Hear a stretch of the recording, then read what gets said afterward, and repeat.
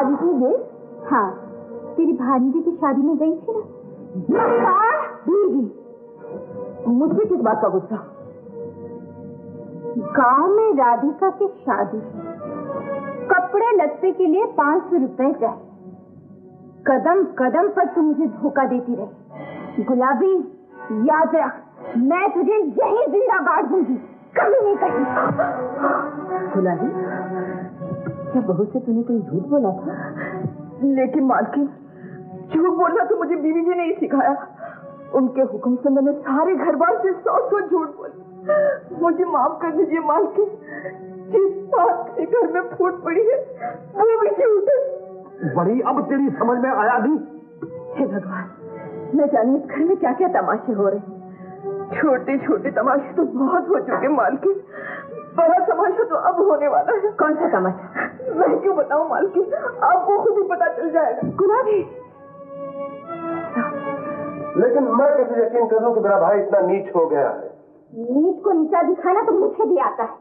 मैं भी देखूंगी वो घर की नौकरानी के साथ कैसे शादी करता है। लेकिन डार्लिंग, ऐसा करने से हमारी जीत नहीं बल्कि हमारी शिकस्त होगी। तुम्हारा तो दिमाग खराब हो गया है। होश ठिकाने होते तो ऐसी बातें करते? मेरे होश ठिकाने हैं, तुम्हें होश में लाने की कोशिश कर रहा हूँ।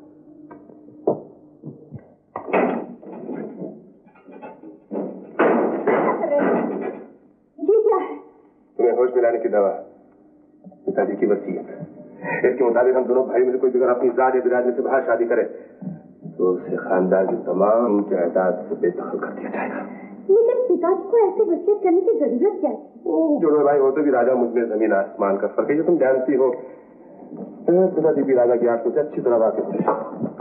वो जानते थे कि जिस रास्ते वो चल रहा है वो बद चलने की मंजिल को जाके मिलता है, इसलिए उन्होंने ये वसीयत लिखी ताकि उसे जिंदगी सुधारने का एक मौका मिल सके। लेकिन अफसोस की बात यह है कि इस मौके को भी राजा ने अपने हाथ से खो दिया। अफसोस की क्या बात है?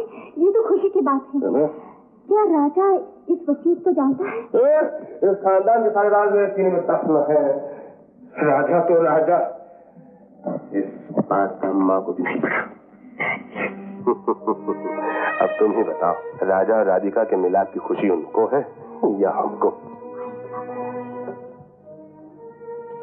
राजा की शादी होने तक इस घर की दीवारों से भी हमें राज छिपा कर रखना पड़ेगा। तुम भी अपनी तरकीश में कोई ना कोई तीर छुपा कर रखते। अभी एक तीर और बाकी है, उसे भी निशाने पर बैठना चाहिए। हो गया। अब किसी बच्चे को गोद लेना हमारे लिए बहुत जरूरी है, जायदाद की खातिर।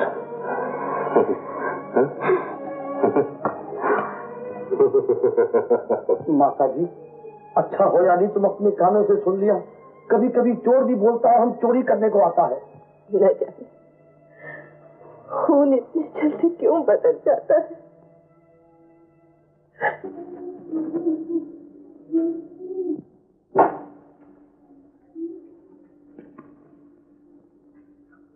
बेटी राधिका। माँ जी, आप? हाँ बेटी, आपने मुझे पहचान लिया? पहचान लिया, मगर बड़ी देर के बाद। नहीं बेटी, मेरे पाँव छूकर मुझे पाप के अधिकारी न बना। आप ऐसा क्यों कहती हैं? आप तो माँ है। तुझे मेरे पाँव नहीं बल्कि मुझे तेरे पाँव छूने चाहिए।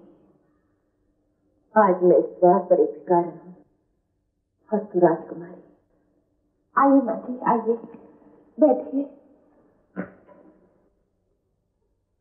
ये सब तो आपके बेटे की देन है, जिसने मुझे एक सर्रे से सूरज बनाया। लेकिन बेटी, अगर तूने मेरा साथ नहीं दिया तो वो सूरज से जर्रा बन जाएगा। मैं आपका मतलब समझी? मैं समझाती हूँ बेटी। उम्र भर मैं मूर्ति को अच्छा और राजा को बुरा समझती हूँ। अपने ही दिल के टुकड़ों को अलग अलग नजरों से देखती रही। देखिए, तो आपने पहचान लिया ना राजा को? कितना अच्छा हुआ। अब मुझे आपके बहू के नाते से रोज आपके दर्शन हुआ करेंगे। बेटी, तू कुछ और समझ रही है। मैं तो तुझसे दर्शनों का अधिकार छीनने आई हूँ। अगर तू राजा का भला चाहती है तो तुझे राजा को भूल जाना होगा। नहीं माँ जी, ऐसा नहीं हो सकता। शायद आपने ये सोचा होगा कि मैं एक छोटे घर की और नीच जात की लड़की हूँ, इसलिए आपके खानदान के काबिल नहीं।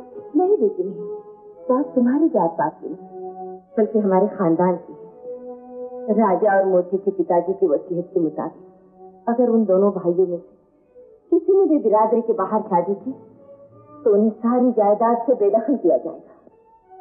अच्छा, तो आपने मेरे दिल की कीमत आधी जायदाद डाली है?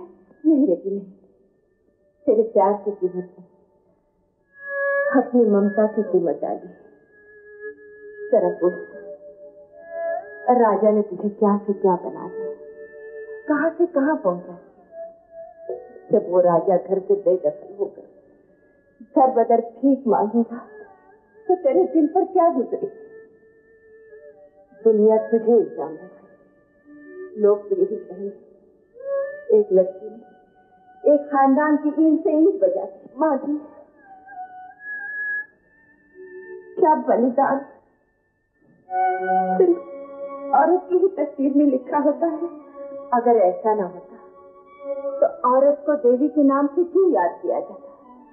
बोल बेटी, मेरे बुढ़ापे की लाज रखी, एक बार फिर से त्याग करके औरत जाति का नाम रोशन करेगी। बोल बोल बेटी। माँ जी, गिरकर संभलना आसान होता है, संभल कर गिरना बहुत मुश्किल है। लेकिन मैं आपको निराश नहीं करूंगी। आप जैसा चाहेंगे ऐसा ही होगा।